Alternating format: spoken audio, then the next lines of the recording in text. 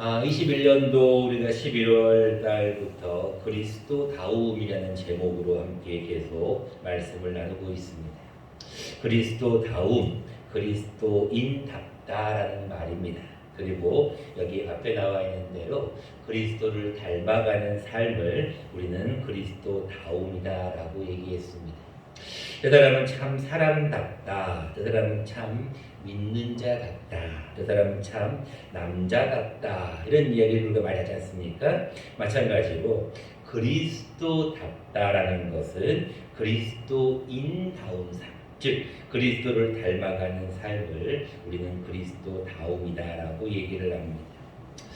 그러니까 여러분들과 함께 그리스도를 닮아가기 위해서 첫 번째 테마로 자아에 대한 말씀을 여러분들과 함께 나누었습니다. 11월 둘째 주와 12월 마지막 주에 자아에 대해서 하나의 자아, 즉 겉사람과 속사람, 우리의 옛사람과 새사람에 대한 말씀을 여러분들과 함께 나누었습니다.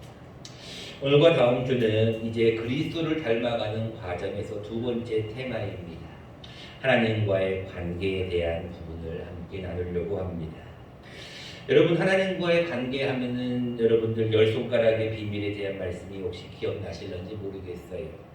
조금 여러분들 시간이 지나서 잊어버릴 수도 있었겠지만 다시 한번 잠깐 말씀을 드리면 여섯 번째 손가락의 비밀은 6이라고 해서 6으로 살지 말고 0으로 살아야 된다. 7일째는 죽어도 주일 성수해야 된다. 팔할 때 봉사해야 된다. 구해야 된다. 응답받을 때까지 11조와 헌물은 도둑질하지 말라라는 내용이었습니다. 여러분들 오늘은 특별히 여섯 번째 손가락과 일곱 번째 손가락의 비밀인 중심으로 영으로 사는 것과 특별히 예배를 영으로 드리는 부분에 대한 말씀을 우리가 함께 오늘 나누려고 합니다.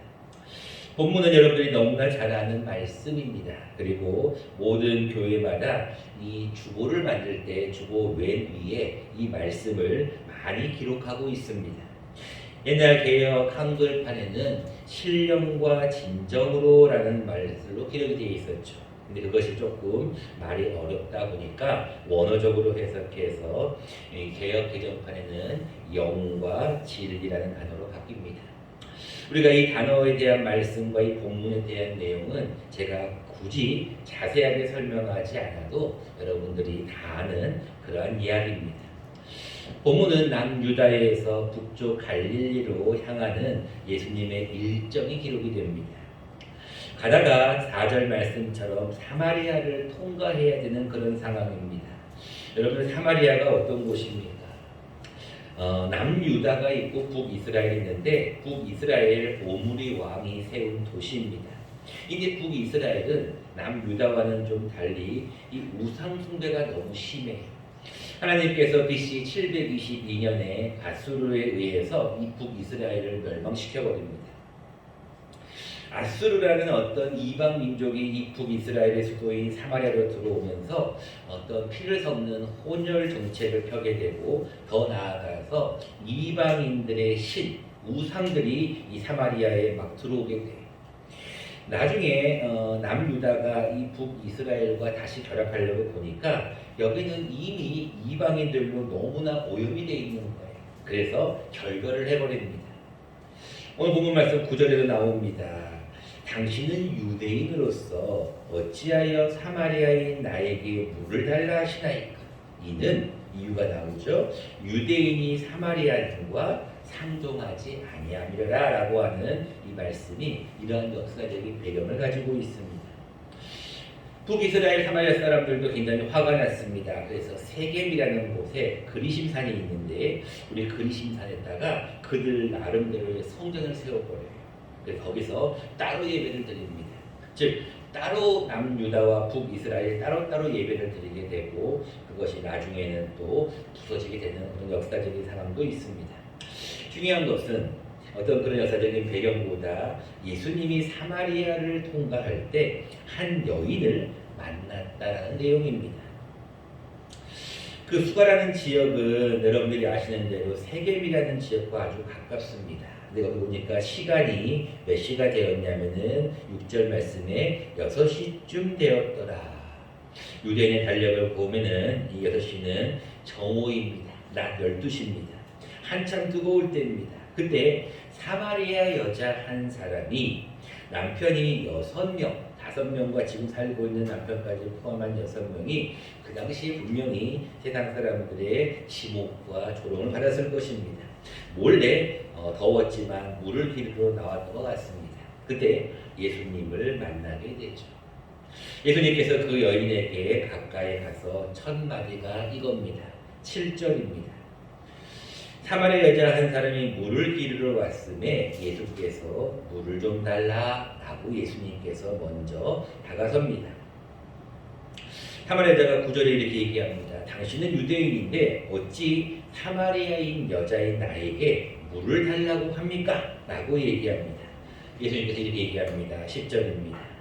내가 만일 하나님의 선물 그리고 물을 달라 하는 이가 누구인 줄 알았다면 너는 그에게 구하였을 것이고 그가 생수를 너에게 주었을 것이다 라고 얘기합니다.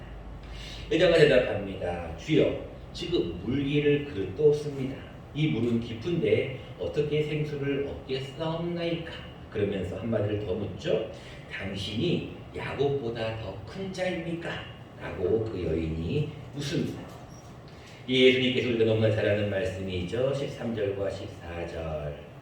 예수께서 이르시되 이 물을 마시는 자마다 다시 목마르려거니와 내가 주는 물을 마시는 자는 영원히 목마르지 아니하리니 내가 주는 물은 그 속에서 솟아나도록 그 속에서 영생하도록 솟아나는 샘물이 되리라 라고 얘기합니다.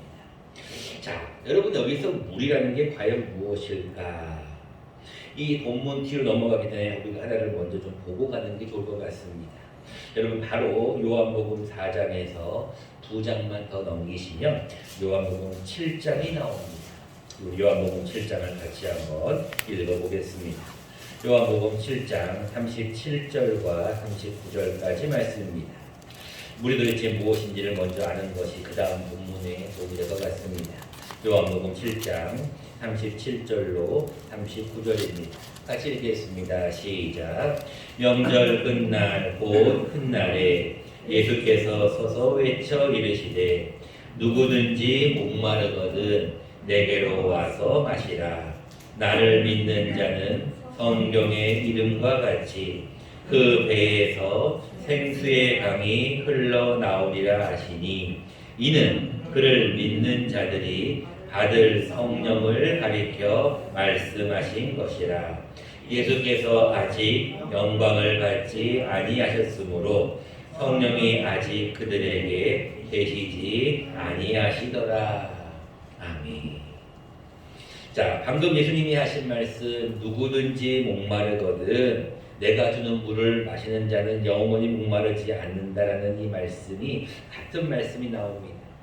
여러분 여기서 분명히 39절에 이렇게 말씀하고 있죠. 이는 그를 믿은 자들이 다들 성령을 가리킵니다. 지금 예수님이 말씀하시는 물은 성령을 의미하는 것이고 이 여인이 대답하는 물은 말 그대로 야곱의 우물에서 나오는 물을 의미하는 것입니다. 서로가 지금 어떤 말하는 것이 다른 내용이죠. 여자는 그 의미를 잘 모르고 다시 본문으로 넘어오면 4장 15절에 이렇게 얘기합니다. 여자가 이르되 주여 그런 물을 내게 좀 주십시오. 내가 목마르지도 않고 또 이 한낮 뜨거운 여름에 이 뜨거운 이 태양 밑에 물 기르러 오지도 않게 하옵소서라고 그 여인이 동문서답을 하는 겁니다. 자, 예수님은 분명히 성령에 대한 말씀과 자기 자신에 대한 말씀으로 물을 얘기하는데 이 여인은 뭐라고 얘기하냐면은 그 물을 샘물로 생각하고 있어요. 그래서 여인이 그렇게 기도합니다. 간구합니다. 주님, 나에게 그런 물을 좀 주십시오. 내가 목마르지도 않고 물 기르러 오는 수고도 하지 않게 해주십시오라고 얘기합니다. 자, 여러분 여기서 첫 번째 예수님의 반전의 질문이 나옵니다. 예수님은 분명히 이 물에 대한 것을 성령에 대한 것으로 강조하고 이 물이 나에 대한 자신에 대한 얘기를 하는데 여인은 다른 얘기를 하자 예수님께서 이렇게 얘기합니다. 가서 내 남편을 불러오라 라고 합니다. 여러분들 갑자기 물 얘기를 막 하고 있는데 가서 남편을 불러오라라고 하는 그 예수님의 질문에 여인은 깜짝 놀랐을 것입니다. 여인이 생각하는 지금 마시는 물에 대한 얘기를 막 하고 있는데 남편을 불러오라는 이야기를 듣자 여인이 이렇게 얘기합니다. 나는 남편이 없습니다. 예수님께서 뭐라고 얘기하시냐면 말하지도 않았는데 너에게 남편 5, 지금 있는 자도 내 남편이 아니다 라고 하니 내 말이 참되다라고 하니 여인이 깜짝 놀랐죠. 아니 어떻게 내가 남편이 5이나 있었던 것을 알았을까? 그러면서 이런 고백을 합니다. 여자가 이르되 19절입니다. 내가 보니 선지자로소이다. 그 여인이 예수님을 보고 선지자라고 고백을 합니다. 자, 여기서 두 번째 반전이 나옵니다. 첫 번째는 예수님께서 갑자기 물을 얘기를 하다가 남편을 불러오라는 얘기로 던지더니 이번엔 여인이 예수님이 어떤 남편에 대한 얘기를 하자 이제는 무슨 얘기를 건네냐면 예배에 대한 얘기로 여자도 화제를 바꿉니다. 지금 남편에 대한 얘기를 남편이 몇 명이 있고 남편은 데려오라는 얘기를 하였는데 여자도 이번에는 반대로 무슨 얘기를 하냐면 우리 조상들은 이 산에서 예배하였는데 아까 말씀드렸죠. 그리심 산에서 예배하였는데 당신들은 따로 예배할 곳이 있다고 내가 예루살렘에 있다고 내가 들었습니다 라는 이야기로 예배에 대한 어떤 장소를 여인이 묻습니다. 근데 예수님께서 우리가 잘 아는 대로 21절 말씀에 이렇게 얘기합니다. 예수께서 이르시되 여자여 이 산 그리심 산에도 말고 예루살렘에서도 말고 예배의 장소가 중요한 것이 아니라 아버지께 예배할 때가 이른다. 이 시기에 대한 때에 대한 이야기를 합니다. 그러면서 한 가지 더 얘기하고 있는데 23절 말씀입니다. 아버지께 참되게 예배하는 자들은 그냥 예배할 때가 오는 것이 아니라 영과 진리로 예배할 때가 오나니 곧 이때다라고 하시면서 예수님이 시기에 대한 이야기를 하십니다. 그리고 그 방법으로서 한 번 더 말씀하시는 말씀이 바로 24절입니다. 예배하는 자가 영과 진리로 예배하라라는 말씀입니다. 자, 우리 오늘 본문을 통하여서 이제 예수님의 관점인 이 물이 성령을 가리킨다는 것을 우리가 들었기에 예수님의 관점인 이 영, 육이 아닌 영으로 살려고 하는 이 부분과 이 예배는 어떠한 관계가 있는가를 우리가 한번 생각해 보려고 합니다. 여러분들이 이 영적인 문제와 예배의 문제를 잘 여러분들이 정립을 하면 하나님과의 관계가 참 좋아집니다. 그리고 하나님과 관계가 좋아지면 당연히 예수님을 닮아갈 수가 있겠죠. 첫 번째입니다. 하나님과의 관계를 잘 맺기 위해서 우리는 하나님께서 찾는 사람이 되어야 됩니다. 하나님은 어떤 자를 찾는다고 본문이 기록하고 있습니까? 23절입니다. 아버지께 참되게 예배하는 자들은 영과 진리로 예배할 때가 오나니 곧 이때라 라고 말씀하시면서 그 다음 말씀을 잘 보십시오. 아버지께서는 즉 하나님과의 관계를 잘 맺는 하나님께서는 아버지께서는 누구를 찾느냐면 자기에게 이렇게 예배하는 자들을 찾으신다. 다시 말합니다. 여러분 예배라고 하는 것이 그냥 다 예배가 아니라 하나님께서 찾으시는 예배. 다시 말하면 자기에게 이렇게 예배하는 자들을 찾으신다. 그 얘기는 반대로 얘기하면 이런 얘기입니다. 다르게 예배하며 내가 그 예배를 받지도 않고 그 예배하는 자를 찾지도 않는다는 말씀이에요. 여러분이 너무나 잘 아는 창세기 18장에 이런 말씀이 있습니다. 소돔과 고모라의 멸망에 대해서 아브라함이 이렇게 얘기합니다. 하나님, 이 땅에 의인 50명만 있으면 이 땅을 좀 멸하지 마십시오. 좋다. 50명만 있으면 멸하지 않겠다. 또 얘기합니다. 45명만 있으면 좋다. 또 이따가 40명만 있으면 좋다. 30명만, 20명만, 10명만 있으면 이 성을 소돔과 고모라를 멸하지 않겠다라고 하나님이 약속을 함에도 불구하고 의인 10명이 없습니다. 여러분 거기서 의인은 무엇을 의미할까요? 의를 행하는 자가 아니보다도 정확하게 하나님 앞에 옳게 예배하는 자들을 의미해요. 소돔과 고모라가 어떤 곳입니까? 우상과 타락의 도시지 않습니까? 아까 얘기했던 북이스라엘 수도 사마리아와 일맥상통하는 곳이에요. 하나님은 예배하는 자들 가운데 온전한 예배하는 자들을 찾으신다는 거예요. 여러분, 사람이 존재하는 이유가 무엇입니까? 먹기 위해서 살까요? 행복하기 위해 살까요? 아닙니다. 사람이 지음받은 목적은 한 가지입니다. 하나님을 찬송하고 하나님께 예배하기 위해서 하나님은 인간을 창조하셨습니다. 우리 사는 사람의 목적은 한 가지입니다. 예배 때문에 사는 것입니다. 그런데 말라기 3장도 말했지만 우리가 예배를 드릴 때 늘 형식적인 예배와 늘 일상적인 예배를 드리는 것은 하나님이 기뻐하지 않아요. 하나님은 예배를 하더라도 단 한 명, 단 두 명이 예배를 드리더라도 하나님께 옳게 예배하는 자들, 하나님 앞에 올바른 방법으로 하나님 앞에 예배하는 자들을 찾으신다는 거예요. 그 방법이 무엇이에요? 영과 진리의 예배고 또 한 가지는 곧 이때라는 것입니다. 여러분, 하나님 앞에 나올 때 어떤 마음으로 나오십니까? 예배를 드릴 때 오늘도 일요일이구나, 오늘도 일요일이니까 교회 가야 되는 날이구나 라고 생각하면 여러분들은 교회에 나오십니까? 아니면 곧 이때 하나님께서 내게 은혜를 주시는 날이기에 내가 하나님 앞에 감사와 기쁨으로 예배를 드리러 나오십니까? 잠언서 8장 17절에 이렇게 얘기하고 있습니다. 나를 간절히 찾는 자가 나를 만날 것이다. 나를 사랑하는 자들이 나의 사랑을 입을 것이다.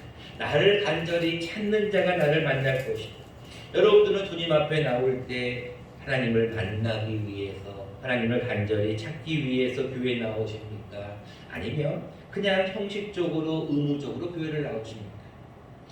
하나님은 여러분들이 하나님 앞에 나올 때 사모하는 마음으로 나오는가, 아니면 그냥 나오는가, 하나님 앞에 여러분들이 어떤 모습으로 나오는가, 그 마음의 중심을 하나님은 찾고 싶어 한다는 거예요. 그런 의미에서 우리 시편 9장 9편 10절 말씀을 우리 자막을 보면서 같이 한번 읽어보도록 하겠습니다. 시작. 여호와여, 주의 이름을 아는 자는 주를 의지하오리니 이는 주를 찾는 자들을 버리지 아니하심이니이다. 여러분, 시편의 9편에 이렇게 얘기하고 있습니다. 주의 이름을 아는 자는, 여러분 다 알잖아요. 하나님의 이름을 아는 자는 주님을 의지할 수밖에 없어요. 근데 이는, 의지할 수밖에 없는 이유는 주를 찾는 자들을 주께서 뭐 한다고요? 버리지 않는다는 거예요. 여러분들이 주님 앞에 나와서 예배를 드린다는 것, 여러분들 참 귀한 은혜 중의 은혜입니다. 여러분들이 지금 누더기와 같은 더러운 죄와 잘못된 행실을 가지고 그대로 하나님 앞에 나오잖아요. 근데 여러분들 하나님 앞에 나오기만 하면 너희들의 모든 죄를 양털과 같이 흰눈과 같이 깨끗하게 희게 해주겠다고 말씀하셨잖아요. 그리스도의 보혈을 믿기만 하면 그 모든 죄가 사해지잖아요. 여러분, 주님 앞에 나와서 그 모든 죄가 해방받고 자유로워지는 마음으로, 깨끗한 마음으로 주님 앞에 다시 또 나가잖아요. 또다시 세상에서 실패하고 좌절하고 넘어질지라도 다시 주님 앞에만 나오면 주님께서 또 용서해 주시고 은혜를 주시잖아요. 오늘 말씀처럼 주를 찾는 자들을 주께서 버리지 않는다는 거예요. 동이서에서 모은 것 같이 너희 죄악을 멀리 하신다고 했거든요. 여러분들이 주님 앞에 이 좋은 은혜를 받기 위하여 주님 앞에 나오는 겁니다. 주님 앞에 나오면 주님이 여러분들을 분명히 버리지 않고 여러분들에게 다시 은혜를 주신다는 것. 그러기 위해서는 하나님 앞에 나올 때 이 예배가 나에게 있어서 마지막 예배가 될 수 있다고 생각하는 그런 마음으로 주님 앞에 나와야 한다는 겁니다. 하나님은 그런 자를 찾는 거예요. 왜 예수님께서 이 산과 예루살렘에 대한 얘기보다 지금 중요한 것은 예배할 때가 이른데 그 때가 지금 이때라는 거예요. 장소가 중요한 것이 아니라 지금 이곳에서 예배드리는 이 시간, 여러분들이 2022년 1월 9일로 드리는 이 예배의 한 시간, 이 예배를 하나님께서는 기쁘게 받으시고 싶다는 거예요. 그 여러분들이 지금 드리는 예배에 최선을 다하세요. 지금 드리는 예배에 간절하게 찾아서 예배를 드리셔야 됩니다. 물에 물 탄 듯 수에 술 탄 듯 그저 그렇게 그냥 남이 하면 따라하고 남이 드리면 같이 하고, 이것이 아니라 내가 단독자로서 하나님 앞에 서는 마음으로 찬송도 크게 부르시고 말씀 읽을 때도 크게 읽으시고 여러분들 하나님 앞에 아멘도 크게 하시고 이게 여러분들 어떤 마음? 하나님이 아멘 소리를 듣고 싶어서 여러분들에게 아멘을 요구하셔요? 하나님 여러분들 찬송 소리를 크게 듣고 싶어서 찬송하라고 그러십니까? 하나님은요 여러분들의 마음의 중심 한 사람 한 사람이 지금이고 지금 이때가 너무나 중요하다는 것을 요구하시는 거예요. 두 번째입니다. 하나님 앞에 우리가 하나님과의 관계를 잘 맺기 위해서 하나님께서 찾는 사람 예배에 대한 중요성, 지금에 대한 소중함과 또 한 가지는 우리는 영적인 사람이 되어야 됩니다. 24절 말씀입니다. 하나님은 영이시니 예배하는 자가 영과 진리로 예배할지니라. 하나님은 지금 첫 번째로는 이때, 지금 이 시기에 대한 얘기, 지금이 가장 중요한 예배의 시간이다라는 걸 말씀하시고 두 번째는 방법에 대한 말씀을 하시는데 어떤 방법을 말씀하시냐면 영과 영으로 만나야 된다는 거예요. 여러분 육이라는 것은 썩어질 것밖에 될 수 없는 육체예요. 육신은요 가만히 있으면 때가 묻게 되어 있고요. 육신은 가만히 있으면 늙을 수밖에 없습니다. 근데 영은 그렇지가 않아요. 영은 하나님 앞에 다시 한번 하나님과 만날 수 있는 매개체입니다. 그래서 여러분들 하나님이 영이시라고 말씀하신 이유는 이 영과 영이 만날 수 있는 방법은 한 가지. 하나님의 영과 성령이 우리가 같이 만날 수 있다는 거예요. 여러분들 내 마음속에 있는 진리의 영, 성령님이 여러분들이 지금 계시기 때문에 이곳에 나옵니다.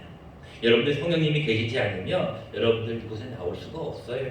여러분들이 아무리 교회 나오고 싶어도 성령님이 여러분들 안에 거하지 않으면 여러분들 교회 나오기가 쉽지 않습니다. 여러분들 마음속에는 이미 성령님이 계셔요. 근데 문제는 무엇이냐? 이 성령님이 내 마음속에 항상 거하셔야 돼요. 우리가 이것을 뭐라고 하느냐? 너희가 하나님의 성전이다라는 거예요. 여러분들의 마음속에 하나님의 성전이 되어야 돼요. 고린도전서 3장 10절은 이렇게 얘기합니다. 너희가 하나님의 성전인 거고 하나님의 성령이 너희 안에 계시는 것을 알지 못하는, 분명히 얘기합니다. 하나님의 성령이 우리 안에 계셔요. 그래서 여러분들 하나님 앞에 나와서 예배하는 것이, 예배는 우리가 예수 그리스도를 주라고 고백하는 건 성령이 아니고서는 고백할 수가 없어요. 여러분들은 이미 성령이 계셔요. 그런데 문제는 뭐냐? 그 속에 악한 영이 들어온다는 거고 그 속에 지난번에 말씀드렸던 자아라는 게 들어온다는 거예요. 여러분들 자아라든지 어떤 악한 영이 들어오면 이 성령이 싸워서 이기면 되잖아요. 그러면 거룩한 성전이 되는 거잖아요. 근데 자꾸 져요. 환경의 지배를 받고 여건의 지배를 받고 다른 사람이 무슨 말하면 거기에 지배를 받는 거예요. 자기의 옛사람에게도 자꾸 져요. 옛날에 내가 이랬는데 왕년에 내가 이랬, 그게 뭐가 중요하냐는 거예요. 이 옛 자아라는 것 때문에 우리는 계속 지게 됩니다. 악한 영들이 우리를 살짝만 건드려도 우리는 다 넘어지는 거예요. 자막을 보면서 한 말씀을 같이 읽도록 하겠습니다. 같이 읽어보겠습니다. 시작. 누구든지 하나님의 성전을 더럽히면 하나님이 그 사람을 멸하시리라. 하나님의 성전은 거룩하니 너희도 그러하니라. 아멘. 여러분 고린도전서 3장 17절 말씀입니다. 여러분들 여러분 마음 가운데 성령이 거하시는데 이 성전이, 성령이 거하시는 성전이 뭐하면 더럽혀지면은요 하나님께서 그 사람을 멸해버리신대요. 여러분 무서운 말씀입니다. 여러분 하나님의 성전을 더럽히면 각주 나중에 집에 가서 읽어보세요. 하나님의 성전을 멸하면이라고 나와 있어요. 하나님의 성전에 성령이 거하셔야 되는데 하나님의 성전에 성령이 아닌 다른 것들이 거하게 되면 하나님이 그 사람을 멸하신다는 것. 그래서 다른 모든 죄는 다 용서를 받는데 성령을 모욕하는 죄는 용서를 받지 못하는 이유가 같은 맥락이에요. 마지막에 뭐라고 말씀합니까? 하나님의 성전은 뭐하다고요? 거룩하다는 겁니다. 여러분들 하나님의 성전은 거룩하기 때문에 여러분들도 그러하셔야 돼요. 여러분들이 하나님 앞에 나올 때 하나님과의 관계를 잘 맺는 사람은 다른 게 없어요. 한 가지, 예배를 잘 드리는 사람이에요. 예배의 승부를 거는 사람이에요. 여러분들 혼자 예배를 드리시든 교회를 나오시든 어떤 모임에서 예배를 드리시든 간에 여러분 하나님 앞에 자꾸 예배를 드리셔야 돼요. 예배를 드리는 자를 하나님이 기뻐하시고 예배를 드리는 자를 하나님께서 찾으신다니까. 근데 왜 하나님 그렇게 예배를 좋아하실까? 이유는 간단합니다. 여러분들 24절 말씀을 다시 한번 보시기 바랍니다. 하나님은 무엇이기 때문에? 영이시기 때문에 그래요. 여러분들 하나님 앞에 우리의 육신은요, 육이라는 것은 타락할 수밖에 없기 때문에 하나님 앞에 나아갈 수가 없어요. 우리는 이 육이라는 것은 죄를 지을 수밖에 없는 죄성이 있기 때문에 하나님 앞에 나아갈 수가 없어요. 근데 하나님은 거룩한 영이란 말이에요. 나갈 수가 없어요. 그래 누가 필요합니까? 우리의 중개자이신 예수 그리스도가 다리를 놓아주신 거잖아요. 근데 중요한 것은 예수 그리스도가 돌아가신 이후에 우리에게 영원히 함께 계시는 성령님이 들어오시죠. 성령이 우리 안에 들어오셨기 때문에 우리는 하나님 앞에 예배할 수가 있는 거예요. 여러분 성령이 아닌 곳에는 예배하는 것이 불가능합니다. 말씀을 맺고자 합니다. 오늘은 여러분들 특별히 그리스도를 닮아가는 사람, 하나님과의 관계에서 하나님이 제일 기뻐하는 것은 예배자를 찾으신다는 거예요. 여러분 하나님 앞에 예배는 승부를 거셔야 돼요. 왜 주일은 죽어도 주일 성수해야 됩니까? 간단합니다. 주일날은 주님의 날이에요. 나머지 6날은 주님의 날이지만 특별히 주일날은 하나님께서 복을 주시겠다고 너희들의 모든 죄를 사해 주겠다고 약속하신 날이에요. 그래서 여러분 하나님 앞에 나오는 겁니다. 죽어도 나오는 거예요. 근데 예배를 드리지 않고 예배를 드려도 그냥 그냥 그 예배가 그 예배 이런 마음으로 예배를 드리면 하나님이 기뻐하지 않는다라는 것입니다. 여러분들 이 한 주간 하시면서 다시 한번 부탁합니다. 새해가 밝았습니다. 여러분 예배로 승부를 거십시오. 2022년도도 우리에게 그렇게 녹록한 상황은 아닐 것입니다. 그러나 그럼에도 불구하고 하나님은 우리에게 다시 한번 예배라는 것을 허락하셨습니다. 이 예배는 우리가 하나님 앞에 나아가는 유일한 통로입니다. 그때 그 예배를 드릴 때 지금 이 예배가 나의 마지막 예배가 될 수 있음을 기억하시고 지금 이 예배에 최선을 다하시고 또 한 가지 예배의 방법인 영으로 드리는 예배가 드리는 저와 여러분 되시기를 간절히 축원합니다.